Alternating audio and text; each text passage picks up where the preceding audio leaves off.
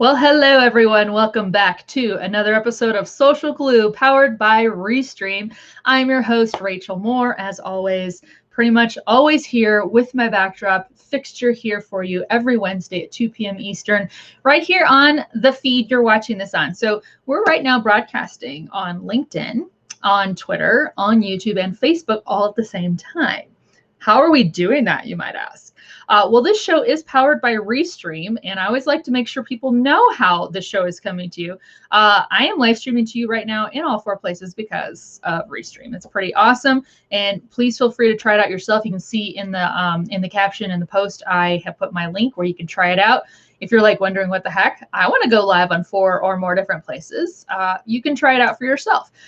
It's pretty cool, and I will be able to see any of you comment, which, by the way, I want to ask you all to comment right now because I'd love to know where you're watching from, whether you're watching live or the replay. Let me know where you're from. I am from Denver, Colorado. It's a pretty exciting week right now because we were in 60-degree weather Fahrenheit yesterday, and we're going to have a huge snowstorm this weekend.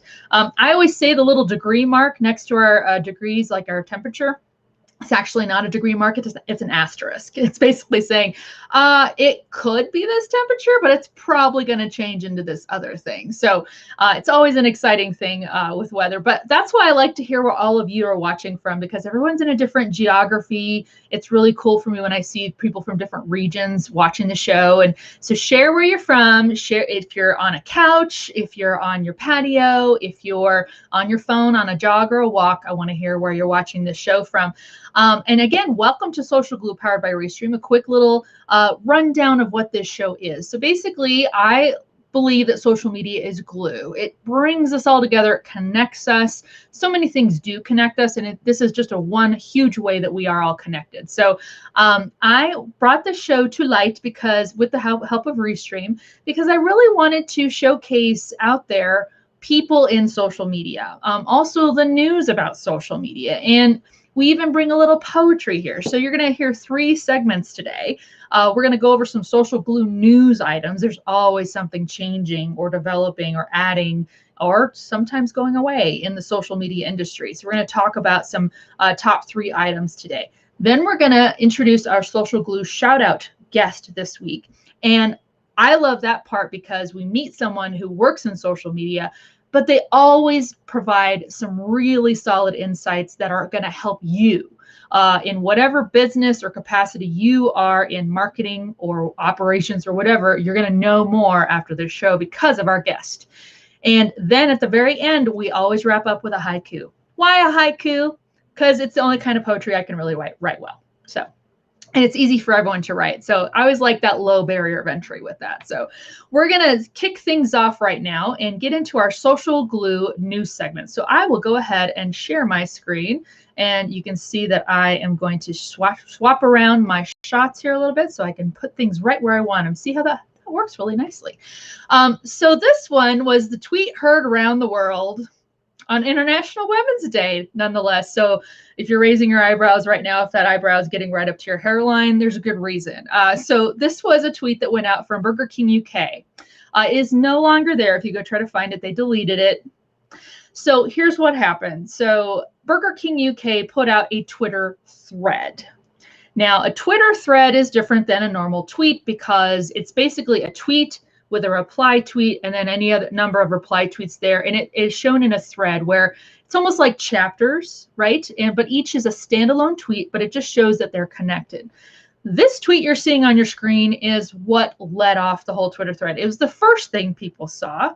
And in many cases, it was the only tweet that people saw. So there were subsequent tweets that Burger King UK put after that were trying to highlight the percentages of women who should be recognized for their chef abilities, and the fact that they're prominent cooks and chefs and influencers in that space. And they were trying to come across with saying, look, we think more women should be acknowledged. Unfortunately, that didn't really carry across with this tweet. So it's a really good example of saying, we kind of see where your intention was. Maybe you should have thought through that a little more. You always have to consider how a message is delivered to your audience. You have to consider how as much as you would hope and believe that people might ingest your message, if there's any room for error, the error is going to happen, right? So it was a really interesting, and of course there were a ton of different, I'm sure those of you watching this are having your own opinions about it. I would love to hear them in the comments. Some people were like, well, duh, if people would have just read the whole Twitter thread, they would have gotten the context. Sure. Many people were saying, well, they probably could have done something different with this first tweet so it didn't carry on the way it did. And they wound up having to delete it anyway, and probably got all kinds of attention that they maybe weren't seeking out from this tweet. So again, know your medium, know how your audience may receive something, because if there, again, is a wrong way they could receive it, it's going to happen. You always want to mitigate that as best as possible. And final thought, maybe don't tell women that they belong in the kitchen. I'm just saying, it's not necessarily any kind of phrase you should use in any capacity unless it is so obvious that you're joking. Okay, so moving on from that, that was a good lesson for all of us. I like this next one. So I don't know how many of you out there are into TikTok or believe TikTok works or believe it should be part of your strategy. I don't know that it's for everyone. I'm pretty sure it's not. I don't think every business should go try to be on TikTok, mostly because it is very specialized. I know I barely create anything on TikTok. I just like ingesting all of the creativity on there. But people are flocking to it, and it's getting it's getting wider spread use, not just among younger demographics, but also all ages. And it really works well. And my goodness, the creator community on there are really having a great heyday with it. And I think this is a really interesting feature they've added. So they're adding a Q&A feature for creators. So as you're putting out a video, a live video on TikTok, you can actually respond to people if they're asking questions, and answer their questions. As you can see by the screenshots we have on here, they're using a showcasing someone, speaking of chefs, showcasing people who are creating food. So as they're doing that, people can be asking questions saying, hey, what kind of utensil or cutlery are you using with that? What produce did you buy? And what kinds of equipment do I need in my kitchen to do that? So it really does foster that engagement, which we're always going for in social, and especially for creators. I mean, I see so many people who say they try to use TikTok, they put one TikTok up, they're like, I'm not getting any likes. It's like, you got to do more. You got to be consistent and build your brand there.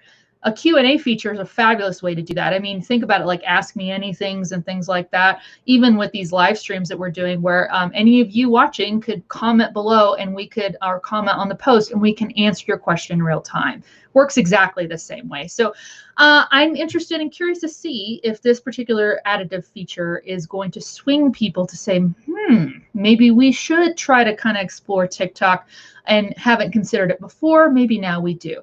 Now, I will say I can't go live on TikTok yet, because I create very rarely. I usually ingest on TikTok. But for those who are able to go live, I would love to start seeing how they're using these and the use cases there, because I'm sure based on what TikTok's usage numbers are, it's probably going to take off. So really cool aspect there. And lastly, for those of you who are more used to the traditional marketing, social media marketing apps that many of us use, Facebook is quote unquote reeling over Instagram in a good way. So they are testing out that Instagram Reels could be shared over into Facebook. So if you're not aware, Facebook and Instagram are owned by the same company. Mark Zuckerberg owns them both. And Instagram is very much tied to Facebook. I mean, they've done several things over the last several months where they've basically merged the messaging. So any direct messaging you do on Facebook and Instagram can be gotten through the same app. But they also have added Reels. So we were just talking about TikTok, right? Instagram Reels is the copycat, I will say, of TikTok videos. And it's where you can do music, you can do the same similar levels of creation that you can do on TikTok. But so if you've been a little more inclined to try Instagram versus TikTok, totally get it. A lot of people feel that way. A lot of people use Instagram, and it's just a comfort zone for people, especially for brands. Now, I think this is pretty hot, where you can create Instagram Reels on your account, but then share those over to Facebook. pretty cool. If you are having a brand that exists on both Facebook and Instagram, and you haven't really had the creative capability on, say, Facebook stories that you could get on Instagram Reels, now you can have the best of both worlds and get those audiences on both of them. So that's pretty cool. Really interested to see how people react to that news that just came out this week that they're beta testing that. So it is rolling out. So that is what's going on in the Social Glue news of the day. So please, by all means, if you feel like we didn't cover something that you want us to cover in the future, please go ahead and let us know. And we can definitely make sure we cover it on a future episode of Social Glue powered by Restream. All right, I am coming to my favorite part of this show. And I'm just going to throw this up there too. So every week we bring on a guest. And what I'm looking for in our guests on this show, to give them a shout out. And here's why, is because I'm looking for social media pros who I've never met before, who may not have name recognition. Some of them might, and that's perfectly fine. But there are so many people out there who are professionals in social media that are doing all the work, all the hard work, all the time for brands, for clients, and they are in their craft. And guess what? When you're hard at work making success happen for clients and brands, you may not have a whole lot of time to build your own brand or try to get accolades or try to appear on panels and be featured on, conference Zooms, or hey, even try to write a book. My goodness. I mean, I think I have like a chapter written of mine and it's just sitting there because there's so much to do, right? So I like this show because I like this segment particularly because I like to bring on people who should be recognized for what they're doing. And I am not the only person who knows stuff. We are about to dive into some smarts and insights that are going to benefit you. And it goes way beyond my brain. It's always, it takes two to tango. It takes two for success too when we're trying to find social media insights. So without further ado, I'm very excited to welcome onto the show Robin Colner of Digistar Media. I believe I got that right. But thank you, Robin, for joining us on Social Glue powered by Restream. Thrilled to be here. You are awesome, and I was so glad you reached out. And I swear, I know we're going to have as much fun here on the show as we did talking before the show, so this will be really great. I would love our audience to learn a little bit more about you, and I'll ask what I ask every single one of our guests. Can you share with us your origin story of how you got started with social media marketing? Started with the lemonade stand when I was 6 years old, and everyone said, you know how to build community. That's awesome. So I'm going to fast forward a little bit. And I was working for an early stage media company in the 2000 somethings, okay? And I was working for a guy that was just a super genius in the marketing research field. He started his own firm. He sold it. It was fined SVP. Sold it to Guideline and Opinion Research Corp and all the biggies. And he turned to me and he said, I know that, and we were actually building an online media property for the 50 plus generation. So he said to me, Facebook is leaving the college campuses. Robin, get us on there. I want you to start blogging, get on Twitter. It just rolled out. So it was around that 2008 time, it was 6, 7, 8 that I was there. And I did. And so I was there at the very beginning and I thought, you know what? This is paradigm shifting. And I've got to find my place in helping people understand what evolution is going to happen. And so I have an MBA from Wharton, but I went back to school and took some courses at NYU. That's relevant because I ended up building a program that I ran for 16 semesters at Fordham University in New York City because it was all based on wanting to close the skills gap that we have, to help everybody in business understand how they can leverage these new channels. So I set up a shingle over 10 years ago, and I said, I'm going to help everybody. Now, there's lots of pieces to this. All your guests share a lot of knowledge about the pieces to this: search engine marketing, SEO, social media, email marketing, web, MarTech stacks. And you know what? Everybody needs a GC or that doctor that connects all the pieces together with an integrated marketing plan. They never needed it before, but now they do. And so that's my origin story. I knew I could be no one could know more than I did because we all started at the same time. Right. And I also knew that I wanted to be in that cross section of helping businesses, entrepreneurs, and professional service providers understand how to do what they need to do. and to demystify this for them. Oh, and it never stops. I mean, we were just talking about all the ways that social media changes day to day. And even that's changing as the rest of business world is evolving. I mean, God, look at the last year, how much things have just gone into such upheaval. There's always going to be a need for people to be the guide for those businesses and say, here's how this is working now. And let me tell you how to make the most of it. Right. And that sounds like what you do through Digistar Media. Yeah, we do. I mean, we do soup to nuts, but we bring in, as many other of your guests have done, we bring in the experts that they need. A lot of times companies already have the people that they need to create the websites, but they just don't know what to ask for. Right. So you really need to have somebody do that. And I don't have a vested interest in it. It's not my team that's going to be making that money. So it actually works in the best possible way for the business and the professional and the business owner. It gives them the best fit. And everybody needs it. My business is off the charts with respect to this new program that I created, which is a review, revise, and revitalize my marketing plan, post-COVID, through and post-COVID. Oh, wow. Because so many people are like, wait a minute, this was working before. Now what do I have to do? And there are 8 neighborhoods on Instagram, to begin content for. And who knows? And Spaces on Twitter. Yes, exactly. Then you got Clubhouse and all these things. And right. No, by the way, I'm putting up on there too. So Robin is on Clubhouse. She's also on Twitter, LinkedIn, and Instagram. You can go follow her there. Go check. And I'm not on Clubhouse. I'm an Androider, so I have to rely on you and others to, kind of pave that way. And I'll learn my way once I get there. Tomorrow, I'm actually co-moderating a show tomorrow for entrepreneurs. Oh, that's so cool. My business building show at 10 o'clock. Nice.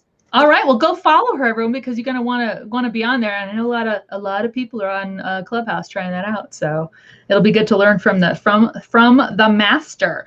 And so let's hop into today's question too. So I'm going to go ahead and share my screen and let me bring this on. And I will arrange, okay, perfect. And let me just kind of get this set up like that. All right. See, I love this. I can make things happen here if I want. Now, just a reminder too, for anyone who's seeing our question, you can submit questions to the show. I always like to make sure our questions, they are relevant to whatever our guest knows, and it's just, you're a pro at it, right? So, but they always are intended to help whoever's watching this show to learn a little bit more and gain some insights you didn't have before. I mean, that's what we like to do. As social media marketers, we provide content that's helpful and useful. So if any of you have your own question you'd like to submit, you can go ahead and submit it to really.social/socialglue. Today's question very much relates to Robin, to your expertise. Is social media selling the same as social media marketing? And I'd like to toss that over to you. How would you answer that? So, so a lot of times you hear the term social selling, and that is a subset of social marketing, which is really a contraction of social media marketing. It's an easier way of saying it. So social media marketing is the umbrella that encompasses all of the content creation that individuals as well and professionals as well as businesses put on platforms in order to encourage engagement. And that can be organic as well as paid. So advertising, and of course the formats can be text, visual, reels, live streams, and anything that is reaching a larger target audience. Social selling is a term usually applies to sales professionals in the business development role, where they are leveraging social media to actually build relationships with prospects. And it's usually done on a more individual level, and it's done in 2 parts. One where they want to warm up the introduction to meeting somebody, so that you don't have a cold calling or a cold email, because we all know how that doesn't work. and the other side is to, at the same time, leverage these platforms to enhance their reputation. Reputation enhancement is important for building trust, and trust is important for then opening up the door when someone connects with you. And in that, what we call the B2B, business to business selling space, And that's anybody that is selling from commercial insurance to very sophisticated software as a service platforms to any kind of solutions for an enterprise. When they're in that role, believe it or not, over 75% of all the decision makers who are purchasing those kinds of services turn to social media first. That's right.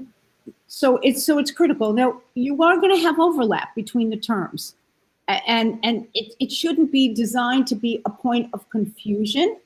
It should just be there that social selling helps those professionals in the service sector.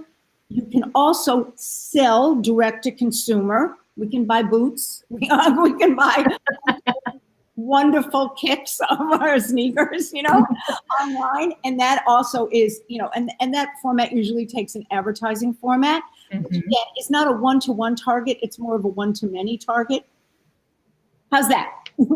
I love that. I love everything you just said. And particularly when you said the word relationships, I just was over the moon, because I do. And I know some of our guests have spoken to this, and I know some people watching the show, we know it, but sometimes people don't realize. They think of social selling like, I just got to go and hammer someone the instant that I see them. I need to, we've all gotten those LinkedIn emails, right? The second you connect with somebody, you get just bombarded with, oh, go read my ebook, go do this. It's like, let's get to know each other a little bit first, maybe. Like, let's have some date night going on here, share some coffee virtually, whatever. But I love that you brought up relationship, and you're so right. Social media is a really awesome tool.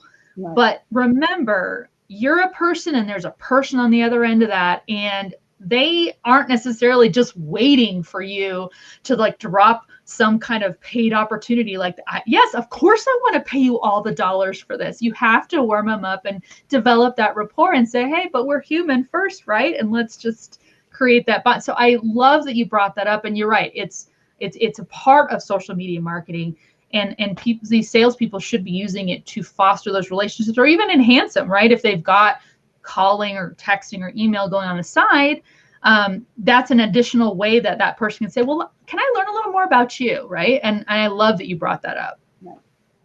Yeah. Are there any tips you have for people who are, let's say that they're watching this and they are a salesperson and they're like, okay, you just talked about that relationship, how I should be using it. Do you have any, like a couple tips saying how can they start using social to sell, but in the right way? Well, it all starts with understanding your customer, and I'm sure people have heard that quite a bit, but I work with a lot of, let's say, real estate brokers and building their brand, independent contractors, certified financial planners, wealth managers, and they would always say to me, well, how can I create content that's relevant to my audience?